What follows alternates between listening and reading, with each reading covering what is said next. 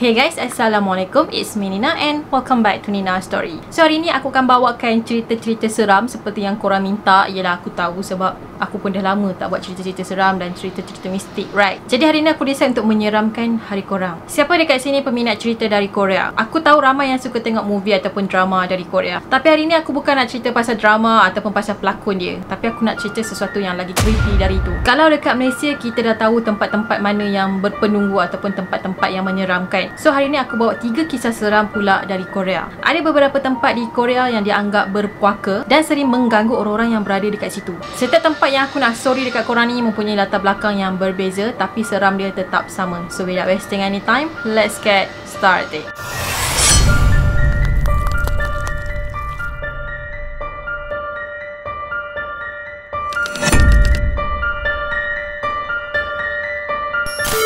Sebelum tu aku nak minta maaf kalau aku salah pronounce nama-nama Korea ni. Rumah yang pertama ni dikenali sebagai rumah Yeongdeok. Rumah ni dipercayai telah ditinggalkan sejak tahun 90-an lagi. Rumah Yeongdeok sangat famous dengan kisah-kisah seram yang disampaikan dari mulut ke mulut. Dan sebab itulah ramai yang takut untuk jejakkan kaki dekat sana. Tapi tak bagi orang yang minat dengan aktiviti paranormal. Rumah ni memang sebuah rumah yang sangat sesuai untuk mencari sesuatu yang susah untuk dilihat dengan mata kasar.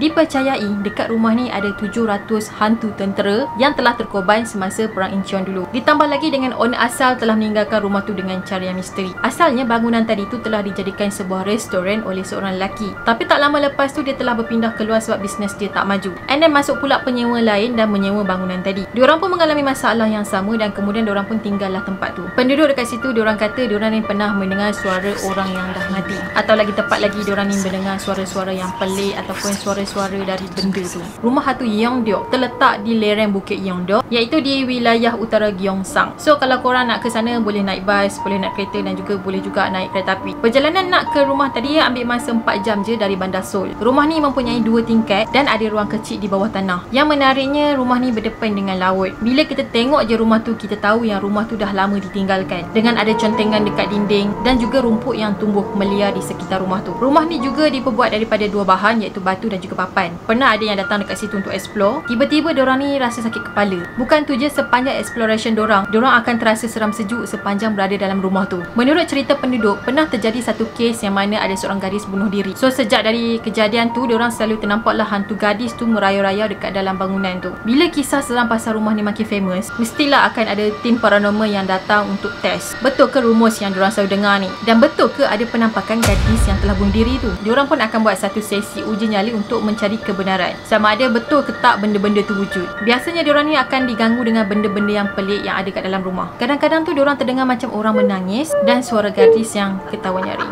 Aku rasa aku yang nak menangis sekarang ni cerita kat korang.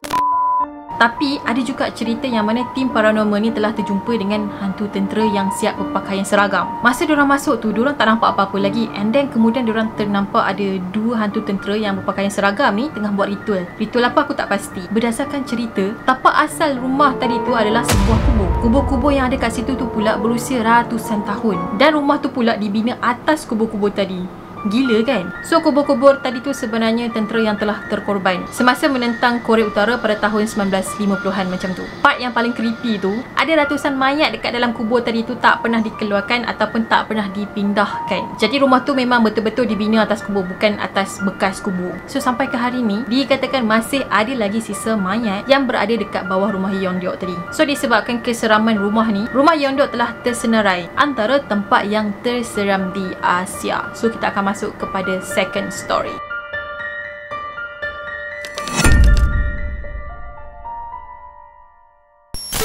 Neobam Garden terletak di daerah Jecheon, iaitu di utara wilayah Changcheong. Kisah pasal tempat ni sebenarnya agak famous juga. Salah satu kisah yang terjadi dekat sini tentang sebuah keluarga yang meninggal dalam keadaan yang tragis. Pada masa dulu, tempat ni merupakan sebuah perniagaan yang maju. Dan bisnes tadi dimiliki oleh sepasang suami isteri yang mana diorang ni mempunyai seorang anak perempuan. Tapi anak perempuan dia ni mengalami masalah cacat dari segi fizikal. Satu hari anak perempuan diorang ni telah dilanggar dekat jalan raya di depan restoran diorang. Dan nyawa anak diorang memang tak dapat diselamatkan dan dia pun meninggal. Disebabkan si ayah ni terlalu sedih dia, jadi dia nekat untuk menggantungkan diri dia. Si ibu yang masih terkejut dengan kedua-dua kejadian ni akhirnya meninggal tak lama selepas tu. Dipercayai roh pemilik restoran tadi masih berlega-lega di sekitar bangunan miliknya. Setelah owner asal meninggal, restoran tadi telah dibeli oleh beberapa orang pembeli. Semuanya berusaha untuk membuka restoran tu balik. Salah satunya disebabkan kedudukan restoran tu sendiri strategik. Bagi diorang, restoran ni memang cantik dan sangat sesuai untuk dijadikan tempat berniaga. Tapi perniagaan diorang ni tak tahan lama sebabnya hantu owner asal bangunan tu selalu ganggu diorang. Kadang-kadang kedengaran macam orang tengah cuci pinggan, dan kadang-kadang diorang terdengar bunyi pintu yang telah ditutup dengan kuat. Ada satu kisah yang menyeramkan pernah terjadi dekat sana. Pernah ada customer yang datang kat situ untuk makan. Lepas tu ada seorang staff perempuan ni ataupun waitress datang ambil order diorang. Tapi kan lama diorang tunggu, order diorang ni still tak sampai-sampai. So diorang pun panggil lah waiter dekat situ dan tanya pasal order diorang sama ada dah siap ke belum. Jadi waiter tu pun tanya yang diorang ni order dengan siapa. Customer tadi tu pun cakap yang ambil order diorang tadi tu adalah waitress ataupun pekerja perempuan. Tapi sampai sekarang order diorang tak sampai-sampai lagi. Padahal diorang dah order lama dah. So waiter ni pun pelik lah. Dan dia pun cakap macam ni,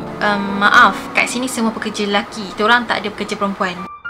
Ada juga kisah lain yang mana pekerja restoran tadi lupa nak buat order customer. Biasalah kadang-kadang ramai customer kan mesti akan terlepas pandang juga. Bila diorang teringat, diorang pun cepat-cepatlah nak buat makanan tu. Yang peliknya, tiba-tiba makanan yang customer tadi tu order dah pun siap dan dah terhidang dekat atas meja. Tapi tak tahu siapa yang masak makanan tu. Agak seram juga kalau diorang ambil makanan tu, lepas tu diorang hantar dekat customer tadi. Lepas tu customer tu pun makanlah makanan tu tanpa dia tahu yang dia dah makan makanan yang dibuat oleh hantu.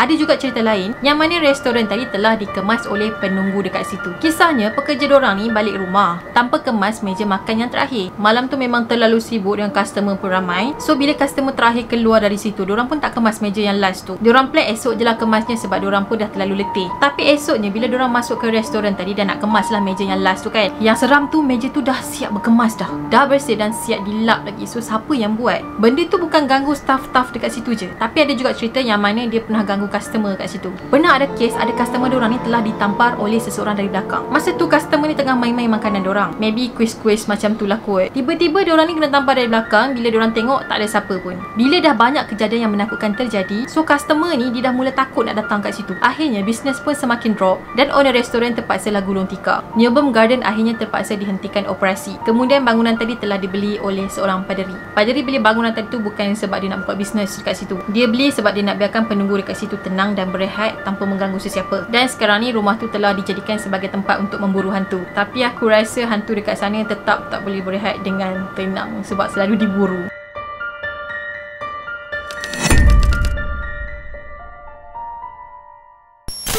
Kisah yang terakhir ni bukan sebuah bangunan tapi melainkan sebuah sungai. Han River memang sangat popular dekat Korea Selatan dan selalu dikunjungi oleh pelancong. Sungai Han merupakan sungai yang terbesar yang ada dekat Korea dengan mempunyai kelebaran sungai sebanyak 500 meter dan arus sungai dekat sini juga agak deras. Kedalaman sungai ni pula dikatakan sedalam 8 kaki. Sungai Han juga merupakan sungai yang terpanjang iaitu 514 km dan melalui 27 buah jambatan. Tapi kan ada dark story di sebalik Sungai Han yang pernah menjadi pusat pemerintahan kerajaan Korea dulu. Selain cerita seram, sebenarnya Sungai Han ni sangat famous lah dengan kejadian orang bunuh diri kat situ. So kalau korang ke sana, korang akan nampak ada public phone dekat jambatan tu. Public phone tu bukan digunakan untuk call family dan cakap, hey, saya dekat Sungai Han ni. No, bukan. Tapi sebenarnya digunakan untuk orang yang nak tamatkan riwayat dia dekat situ. Maybe sebelum dia terjun, dia mesti akan call orang-orang yang dia sayang untuk ucapkan kata-kata yang terakhir. So secara tak langsung, maybe orang yang dia sayang tu akan pujuk dia, janganlah buat macam ni, tak baik. Ingatlah saat-saat indah kita bersama ke apa bla-bla macam tu. So orang yang nak terjun tu mungkin dia berlembut hati ke apa, dia pun tak jadilah nak terjun. Jadi itulah fungsi public phone tu ada kat jambatan tadi. Itu pun kalau diorang nak guna public phone tu untuk call, kalau tak diorang terjun je. Biasanya orang yang dah terjun dekat situ memang agak susah untuk dicari sebabnya sungai tu sangat luas dan dalam. Ada satu kisah famous tentang Sungai Han atau kisah seram urban legend diorang. Dekat Sungai Han dipercayai ada hantu yang bernama Mole Buishin ataupun hantu air. Hantu air ni disuka tarik orang masuk dalam sungai sampailah lemas. Menurut cerita, hantu air tadi berasal dari mangsa kapal yang telah dirompak oleh lanun masa zaman dulu.